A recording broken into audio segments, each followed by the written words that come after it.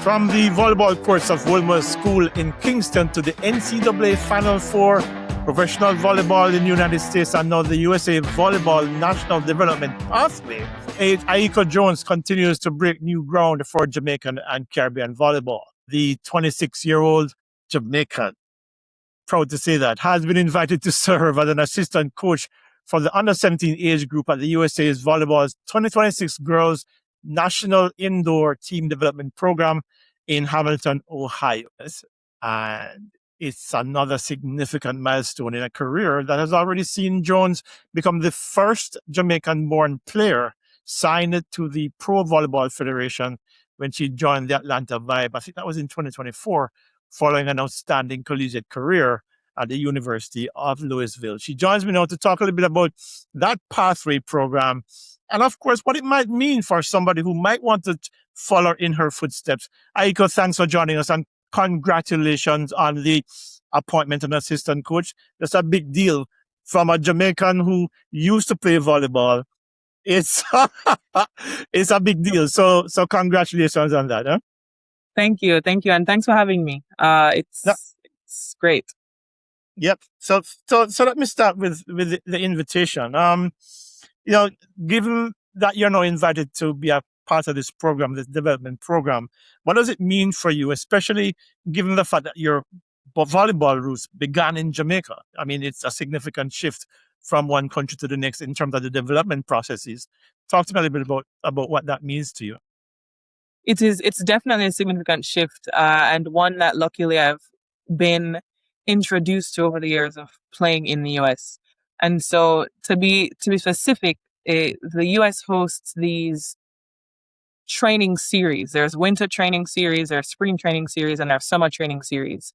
And actually last week, I believe, the beginning of last week, whenever the 27th of July was, it was the 27th to the 30th of July, they hosted a summer training series. So it was 2.5 days of training for the top, I'm going to say maybe 150 players in the country. It's a lot, yeah. Some of which, what'd you say? No, so it's a lot, actually. It is a lot. And so for me, I'll talk a little about how I got into it. One of my coaches from the University of Louisville, Dan Mesky, he's now the head coach. He was the associate head coach when I was there. He was appointed as one of the head coaches. So he was appointed the head coach for the under-17 age group. And he called me and he said, look, I'd love to have you as one of the assistants for this. It'd be a great opportunity for me, to get in the gym and just see what they do with USA and to meet other coaches and to learn. And that's exactly what it was. So I drove up to Hamilton, Ohio, which is 2.5 hours, maybe 2 hours north of Louisville, Kentucky, and spent the 3 days there learning. And essentially, as I'm learning from these other coaches, the athletes are learning from me. So that is a very, I'm going to say cool experience. It was cool that I felt so new to it and I was learning, but also people were looking to me to tell them the things that I'm just learning and some of the things that I learned over the years, just playing the sport and being a part of it. So an honor to be selected and to be brought there, and hopefully I get another opportunity to get in that gym. But for me, it served as inspiration and motivation to continue what I'm doing so I can be in a position to help maybe implement some sort of similar program in Jamaica in some years. Okay, we'll talk more about that as we go along, because that's something you answered about 4 questions I had for you already, but in reality, that's something I wanted to get to. But let me proceed along the pathway, because my mind has been wired this way already for the last few days preparing for this. So that's fine. But it's good to at least you've opened the door for that conversation. So, one of the things, though, is that this is a crucial phase of development for young players. It's grassroots, even though this is not really grassroots, but this early stage of development is critical for players who want to succeed at volleyball. What do you bring? I mean, you've had a successful career at Louisville. You're coaching at I'm trying to remember the name of the university that you coach at now. What do you bring? Yeah. What do you bring now to this setup that you think will benefit these kids? The thing that I know that I bring that is unique in the US volleyball system is my journey. I like to tell recruits and players that I work with at camps that your journey is yours, and most journeys in the US kind of look a certain way. They play from they were young, they get to play club, they play on the ones or the twos team at their club, and then they get recruited to play in college. And one of my favorite things to tell recruits is that I did not play club volleyball in the US. And so when you tell them that, to them, there's only one way to get into college, and it's to play club. And I explained to them I played club, but club in Jamaica looks a little different. But through hard work and research and, being persistent with emails and that kind of stuff, I was able to open up some opportunities for myself with the help of my coaches and my parents and family and support. But the biggest thing I know I bring is proof that a journey that looks different is not a wrong journey. Um, I also think that my roots being in Jamaica, having to play outside, and when I tell people this all the time, when we would do the coin toss at the beginning of games, depending on where you were, we would pick side over serve because, we're playing at 3 o'clock and the sun is going to set this way, or the wind, or we're serving uphill. And um, people here think that's really funny, but it opened up a different way of thinking for the game, because there's so many other factors playing outside or surfaces differences that people don't have to think about here because it's the resources are, I'm going to say, more advanced and more common. So my roots in volleyball come from a different place than most anyone here. And I think that gives me a unique perspective on certain things. But I also think that my journey through playing at the University of Louisville and now playing professionally as a coach, those things have helped me see things differently than other programs. And with any job, if you work cashier at Walmart, you learn things differently than if you work cashier at Target. And so just knowing that my experiences are unique in the rooms that I'm in allows me to have a different perspective on things for coaches and for players. Mm-hmm. You mentioned that, of course, learning from the coaches. What is it that you think you learn from the coaches that will be there as an assistant coach? Anytime I'm around new coaches, I ask them about how they do things in their program. I know 2 ways of doing things, and the first way is how things were done at Louisville when I was there, and the second way is how we do things at Bellarmine now. And so I am the one that's asking lots of questions of them. A new 5-year rule for eligibility just passed in NCAA, and I'm asking any new coach I'm around, how are you guys handling this? What's your plan? I ask about recruiting. I ask about one of the things that I learned a lot was different drills. We all want to train first ball side out, but everyone has 20 different drills they use to do that. And so pulling from different drills or just listening to certain coaches coach certain skills and hearing how they explain it. What cues do they focus on? And I almost always walk away with a different way to explain something for the athlete that thinks differently. And just different ways to coach different people. But I just love learning how other people see things, how other people do things. And maybe that changes how I do them, or maybe it just adds a little flair to how we do them. But just anything another coach has to say is an opportunity to learn for me. Listen, these experiences are, the knowledge is not a destination, it's a journey. Okay, you're always learning new things, as you have alluded to. When you look at where your cup is now, is it half full, a third full? Because you've been coaching for a couple of seasons. You've been playing volleyball now for a long time, from Wolmer's days right through to Louisville, and of course with Atlanta Vibe. And then you started coaching. You take all of that information to coaching now. So based on the experiences that you've had and the exposure that you've had, where would you say your cup is now in terms of, where it's at, in terms of whether it's half full or half empty or I love this question. And I love this question because I've never thought of it this way before. I think I have to keep getting a bigger cup. And through Wolmer's even. So Starry Banks, O'Neil Banks was my coach. He was coached by my dad at Knox. So full circle thing there. And I ask questions, I learn, and I love the way Starry used to think and present drills. Then I go to national team and we're adding Dr. Ricardo Chung to the mix now. Him and Starry, they balance off and work off each other differently. So I'm like, okay, I need a bigger cup now because there's more things coming. I have to learn how to scout differently. I'm playing with more advanced people. Then I get to college and it's a whole new ball game in the US, right? They do things completely different, but I can't lose sight of the things I learn in Jamaica. So now I have to get a bigger cup. So I think that at each stage, my cup is filled Uh-huh. and has overflowed, and I have to make room for more. And I've never had to think of it before you asking me that question, but I love the analogy that I've come up with. And right now, I'd say my coaching cup is huge, and maybe it's a quarter full. I'm only going into my second season as a coach, and I have a lot to learn. And that's how I approach it. This is what I think, but there could be another way, and I just keep getting bigger cups at this point. After a while, you probably need a barrel because listen. You never stop learning. There's always, I never played professional sport, but I've played enough sports at Knox, by the way. I don't know if you know that I went to Knox as well in class with your uncle. Where each phase of your journey, everything that you thought you knew, it's like a science, because science is not, people think that science is this destination and you're fixed at this theory.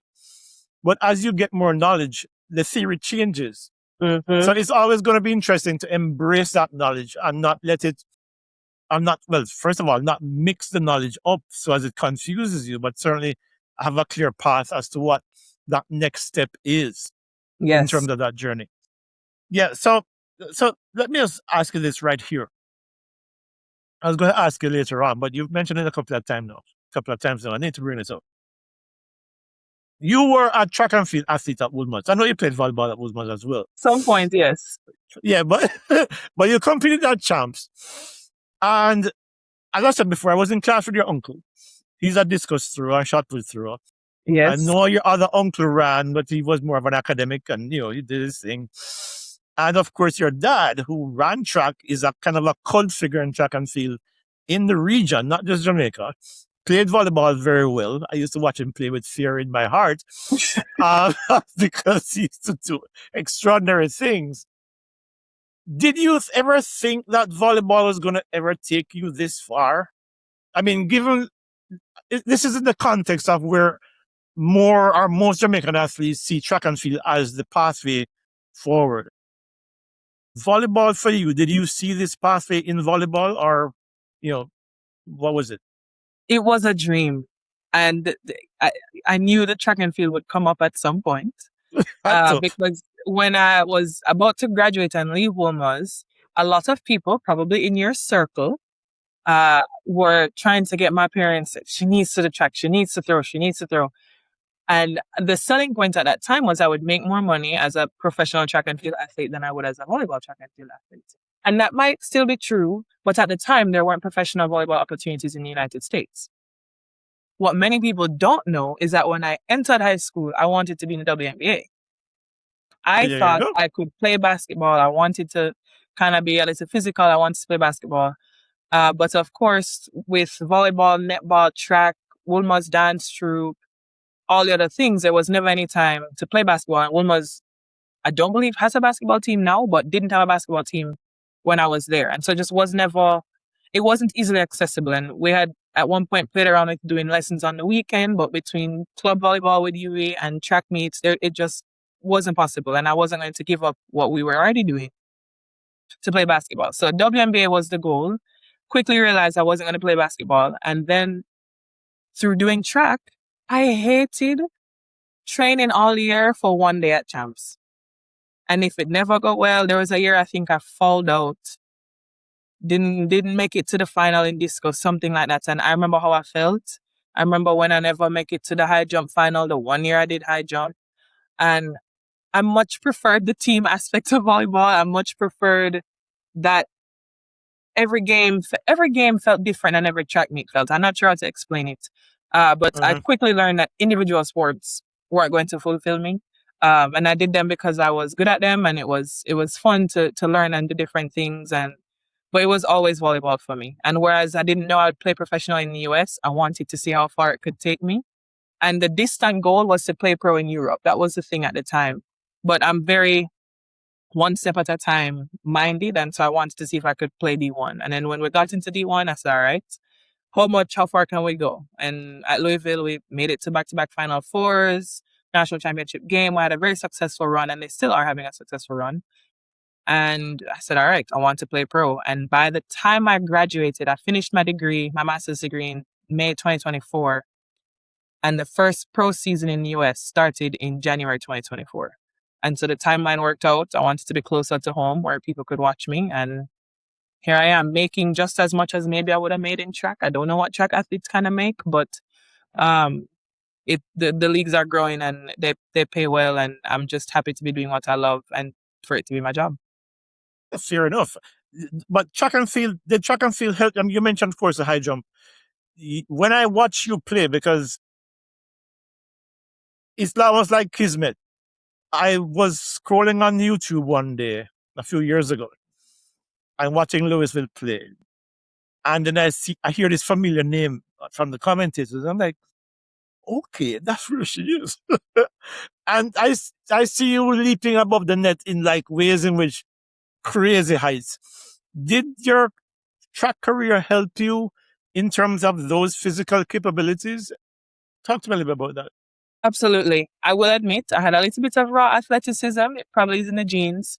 Yes, in the genes. But if it weren't for track and field, I would not have lifted weights in high school. In fact, my father was against it. But for throwing, for discus and shot put, shot put to get explosive and to strengthen the obliques and all that stuff, we would lift weights. And again, if not for track, I wouldn't have, at least to my knowledge. And I definitely think that accelerated some of the muscle development, for me.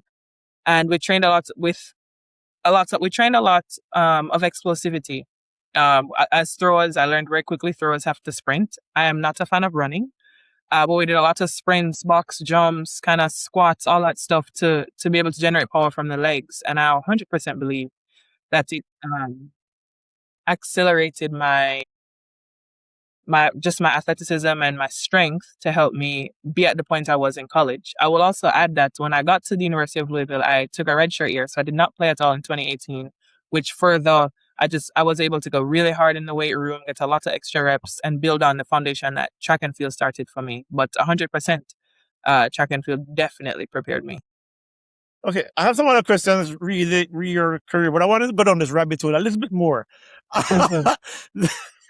Your both parents played volleyball. Your mom still does.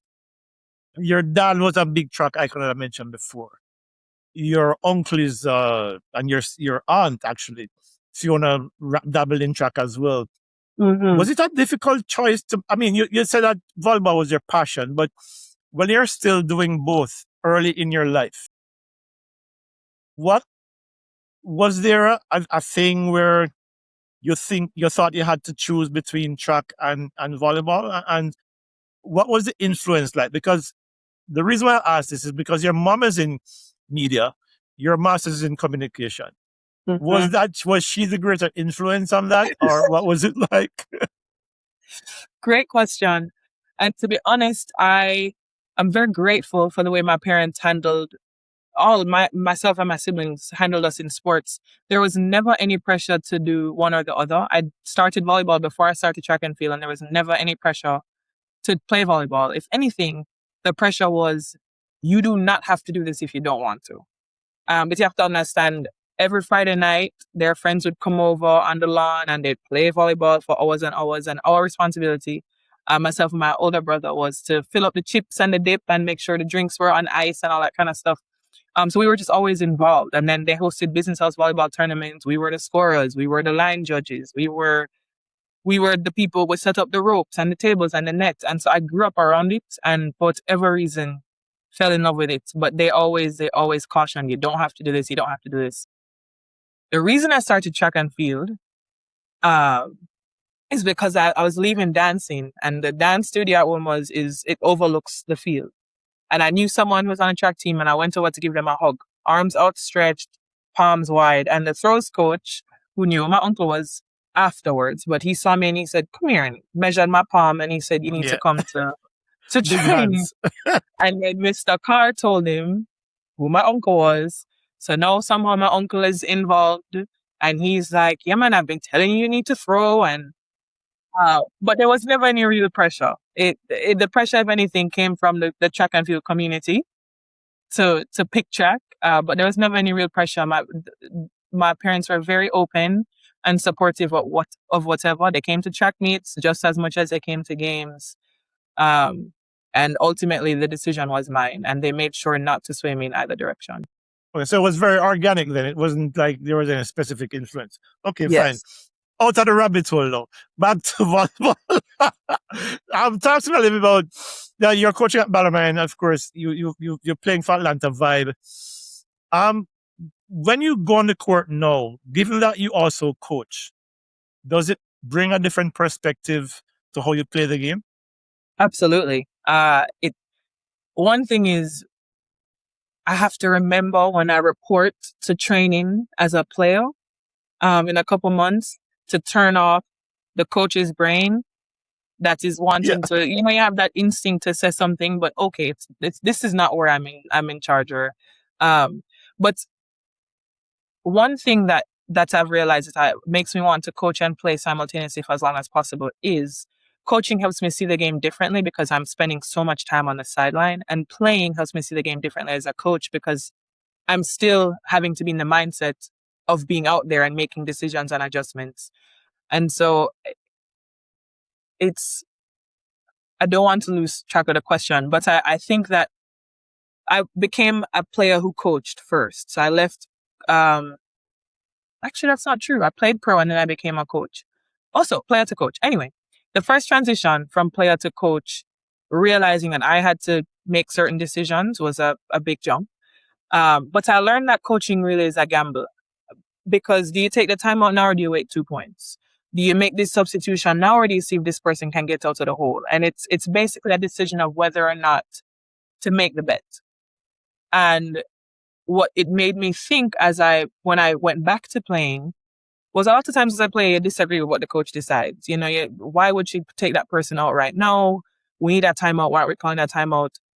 And it's helped me understand that as the coaches are just making the best decision they can at the time with the information that they have.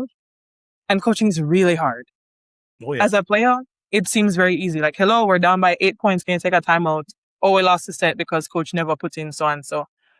But as a coach, there are so many other things you have to consider and the staff that I'm on, we've made the wrong decision multiple times. But at the time, it felt like the right decision. And so, if anything, as a player in training, in just everyday player life, it helped me understand more some of the thought processes that our coaches go through. And I have a greater respect for when the wrong decision is made, or just a decision you don't understand. And then on the flip side, as a player who has coached, or as a coach who has played, I think it allows my players to relate to me a little more and to trust when I ask them to do outlandish things a little more. And it's also created for these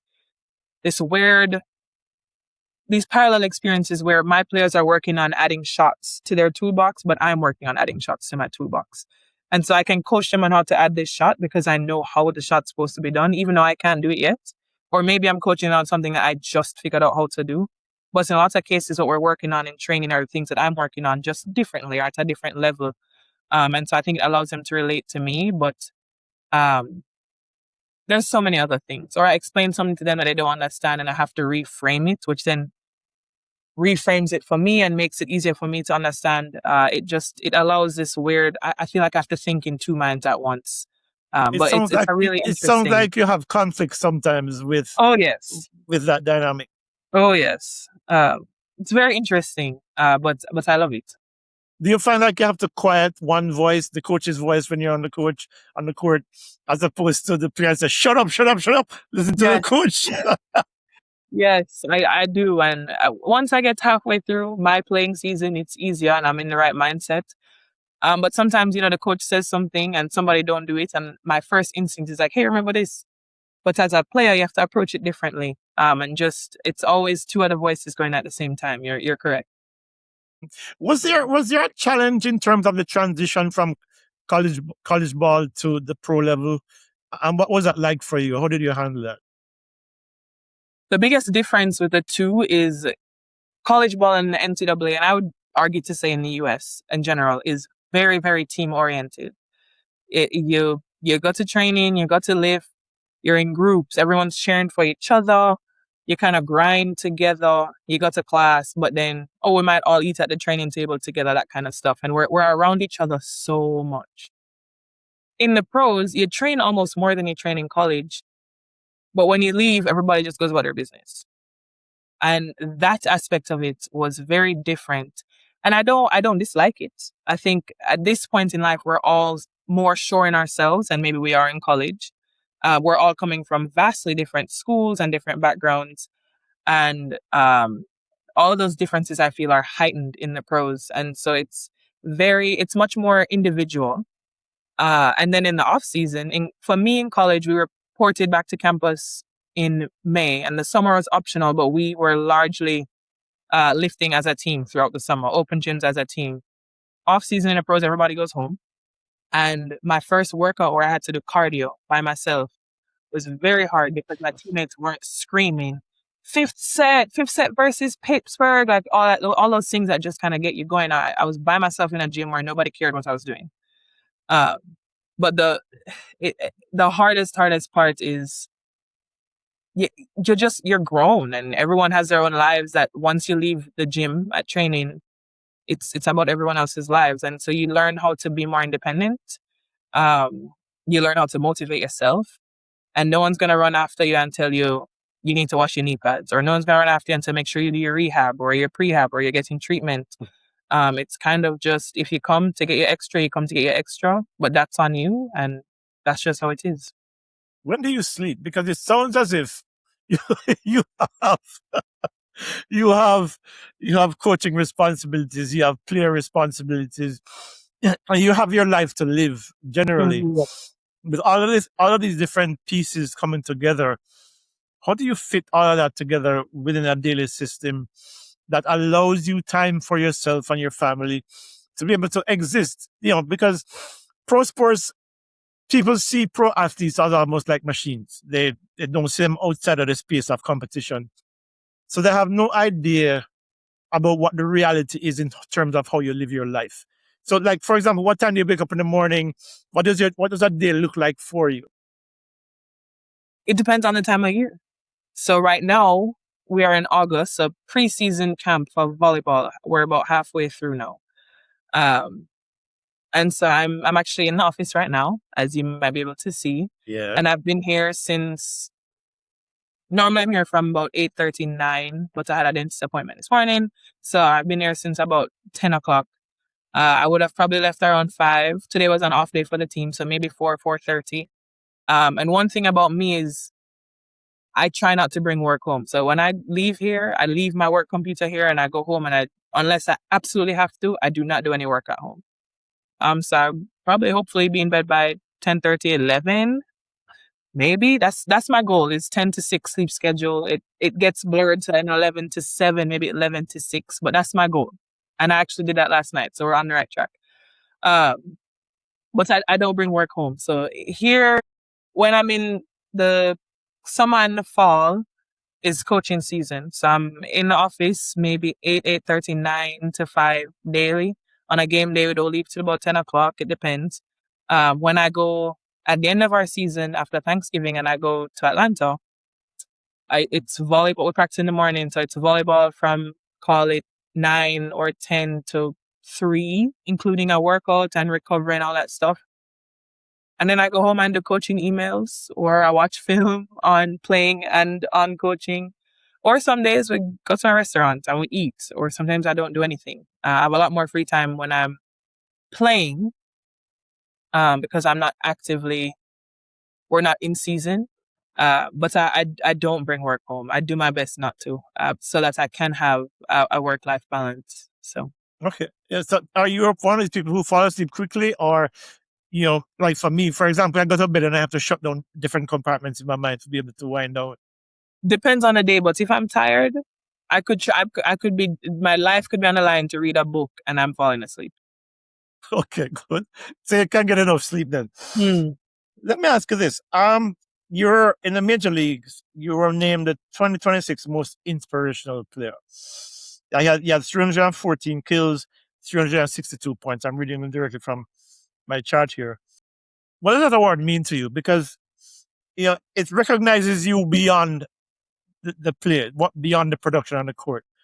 What does that mean for you, especially given the high demands, the high expectations that everybody has of you as a pro player, that you are recognized as the most inspirational player? That award, it felt so strange to accept, in the sense that it's, like you said, it's not based on statistics. It's opinion based. And while I am honored and surprised to receive that accolade, if someone were to walk past and ask me if I'm an inspirational person, it's not a question I would say yes to. The answer would be, I hope so. I hope that by the way that I live my life and I interact with people, that someone is inspired to do good in the world. That's what I would say. And so to now claim, oh, I was the most inspirational player feels wrong in some sense. But I'm happy that enough people have seen me as that. It's reassurance and reinforcement that I'm doing something right in the way that I live. And it's motivation to continue being who I am and to improve maybe the parts about me that aren't so great. I can get very irritable. Sometimes I'm lazy, that We kind all of do. stuff. But it's, if anything, it was, I'm going to say, an ego boost in the strangest, most humble way, where I've been told that I'm inspirational. The way that I go about life is inspirational. It's never something you set out to do, but it's a hope, I think, for a lot of people. So I'm just honored, and I plan to just continue doing what I've been doing. In that light, as a trailblazing player, as I mentioned in the introduction, you're the first Jamaican-born player to be drafted in the Volleyball Federation. Do you feel a responsibility to perhaps, I don't want to use the word create, but open the door to a pathway for other players like you coming from Jamaica? And in that responsibility, what do you think you need to espouse? What is that you think you need to do to be able to shine a light on what that pathway looks like for another young girl coming from Wolmer or whichever school in Jamaica to follow a similar pathway like you have? I definitely carry something on my shoulders where I feel as if I have this platform. There are eyes on me in both of my jobs, and I have a responsibility to, one, represent the country well. But that's how Jamaicans are brought up, right? Represent your family well, represent your school well, no matter where you are, represent your country. But I also feel this deep, I'm going to say, sense of purpose and responsibility in paying it forward or paying it back to Jamaica. And I've put a lot of things off because they haven't been perfect. There's never a way I was going to execute them perfectly. And I find that I just need to just come back and do something, have a camp or something. And so that's where I'm right now. But I feel this sense of responsibility, like you said, because of the platform that I have and the experiences that I've had, to come back and just interact with players back home and help to grow the sport in whatever way that looks like. And one of the priorities for me now is to figure out some way to get more balls. Can we pave one more court? Where it becomes kind of basketball in the United States, where communities have a court and people just go and shoot. Can there be access to volleyball courts where people can just go and serve, or access to balls where people can pick up and just play? And I'm figuring out how to do that and to do it right. I don't just want to throw something together. And in full transparency, recently the Chegal project, I believe, Capcore came down and they did a 2-day camp with a bunch of players in the corporate area. And I think also tried to bring down some knee pads and so on. I wasn't angry, but I was jealous because I want to do that kind of thing. I wanted that kind of thing. And it kind of relit the fire for me. And I want to help make stuff like that more regular for us, where we have summer camps. And I know Mr. Ebanks has new levels at Wolmer that he hosts every summer. And I want to be a part of that. How can I fit that into the coaching schedule?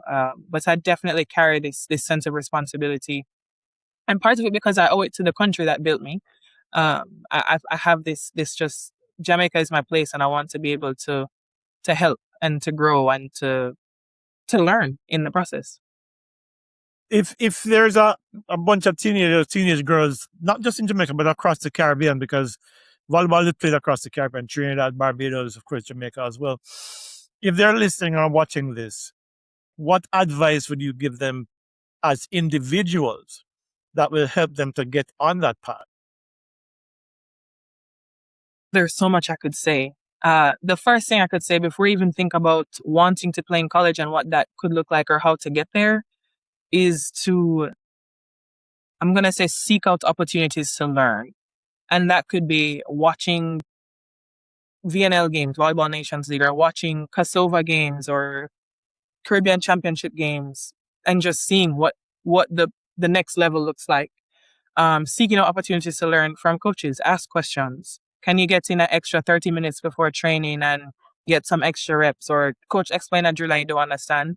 Ask them. Learn the game. The one thing I'll say is know your rotations. There's lots of girls up here that don't know their rotations. And when I was in first form, Starry had us write them all out. And we all had to draw them and understand how rotations work and the basics of the game, the explanations of why we do things. Understand those things because those things make you coachable. Seek out opportunities to learn. And then if you're interested in pursuing college in the United States or anywhere, get film, record yourself, record games, study your film, opportunities to learn. But also the next step when you think about I want to play overseas, coaches are going to want to see you play. And coaches from the US come to Jamaica to watch track and field and maybe football. They might not come for volleyball. And so you have to send them film, get eyes on you, just have that, learn from it, but also have it as a resource to send out to people so they can see you. But opportunities to learn is the biggest thing. Yeah, and of course, with social media now, everybody has a camera phone. You can always shoot something and send it off. I want to talk one final question or a couple of final questions I wanted to ask. Jamaica's volleyball has been there or thereabouts, but it's kind of fallen on the pecking order in terms of, I remember when I was going to high school, volleyball was huge. It was the same time with your dad, or similar period, because he was a few years ahead of me. I was at the Carteret when he was at Knox. But while the sport still is holding on to some level of relevance in Jamaica, there is not that much momentum behind it. What would you say, if given the experiences that you've had now, what would you suggest to whether the Volleyball Association or anybody listening to this to try to enforce some kind of or evolve some kind of change that will make volleyball get back to where it used to be, at least where sponsors can look at the sport and say, hey, that's an opportunity. Hey, let's help these people. I remember just, was it last year, where the Volleyball Association was trying to raise some money for a tournament down in Trinidad, I think it was. This year. It was this year. And at the very last minute, they were still struggling to find money to pay for tickets, because they are not that visible. And to be honest, visibility is crucial, especially these days. What would you suggest? Because I'm not asking you to find solutions here. I'm just saying, what's at the top of your mind? Just, what do you think can help to change what's happening? I think that one of the biggest things, and I'm speaking from very limited experience, is we need eyes on the sport. And that might come from grassroots programs, that might come from, for example, Paradise Volleyball Club. I believe it, at least in my time on earth, is the first youth volleyball club in Jamaica. In my time. I don't want to offend anybody.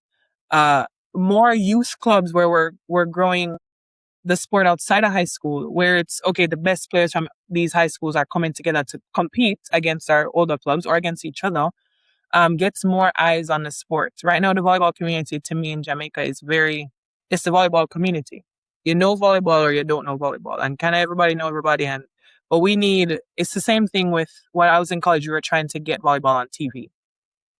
And what that took was finding ways to get the layman interested in volleyball. How can we get eyes on the sport? So Nebraska played in the American football stadium. Huge sold out crowd, all that kind of stuff. And more teams are doing it. And now there's volleyball on TV all the time. But I think we need eyes on the sport, and that comes from more opportunities for random people. not just TVJ coming to interview coaches at nationals or at corporate area championships. The same way we highlight, I mean, we do highlight volleyball here and there, but I only speak in my day. No, it's true. I mean, I work in media. I've worked in a year, but you don't get as much information coming from the association per se. I mean, you get that the team is going there to play, or that team is going there to play or that there's a national tournament going on somewhere. The under 19 is playing by GC Foster. But beyond that, you don't know who the players are. You don't know who the coaches are. You virtually know nothing. And one of the things that I've learned from American sports specifically is that people follow personalities. Yes. And if you don't create those personalities, then nobody's interested.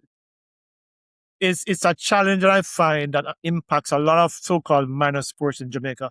Volleyball is the fourth most popular sport in the world.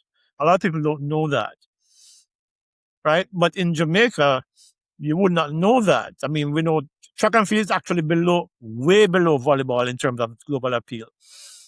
But we don't get that. It doesn't translate that way in Jamaica at all. So that's one of the challenges I think that needs to change, where, which is why I wanted to do this interview with you, because just getting you out there, I don't know how many people are going to watch this video, but at least people will see what's possible. Yes. And then it puts a face to what is possible for other kids coming up.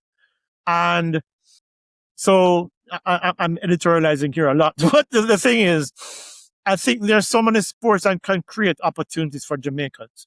Yes. But we are hung up on track and field, and we're hung up on football, not understanding that these other sports also create opportunities for kids who might not like football, who can't run 10-5 or 11 flat in 100, or can't throw a discus 65 meters. So the relative anonymity of the athletes is what I think is a significant problem as well. Do you agree on that? That long missive from me. No, I agree with everything you said. And it's especially in the age of social media and TV, where people form these parasocial relationships with the people they watch on reality TV shows, because they follow them on Instagram, so they know when they eat at KFC, they know when they eat at Burger King. And like you said, from American sports, and my master's in communication, I did a lot of marketing during grad school, and people like a story. People like to know who they're following. And with the professional league that I play in, the fans are coming from wherever you played at college. So we have Atlanta fans who are following me from Louisville, or there's 3 Louisville players on the Indie Ignite team, and the Louisville fan base has adopted that team as their own. And so people follow personalities, like you said. And I think we have a unique opportunity in this era to I'm going to say take advantage of that, but not in a sinister way. No. I do think that people are trying. For me, I try to always say that I'm from Jamaica, just so people are like, oh. But again, like we also have another player, Michael Vernon. She represented the national team a couple years ago, maybe twice. Got best outside at one of those tournaments. She just signed with the other league in the US. She's in the League One volleyball. And so we have a player, a Jamaican, a national team representative in each league.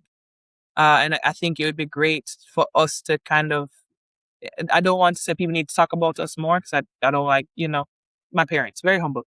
But we have, for volleyball in Jamaica, we have a unique opportunity right now to play on that and to get sponsors to see that. But eyes on the sport, more opportunities for people to play will get more people aware, which will help sponsors to see benefits in investing, which would then help us to be more successful. And so it's this weird loop that will happen, but I think it starts with eyes, and we're in a great position to get eyes on us right now. All right. Look, I could go on in front of the 2 hours and do this, but I have to wrap. But thank you so much for taking the time. So anyway, guys, thank you so much for watching. Of course, remember to subscribe to the channel, like and share our content. But until then, enjoy the rest of your day.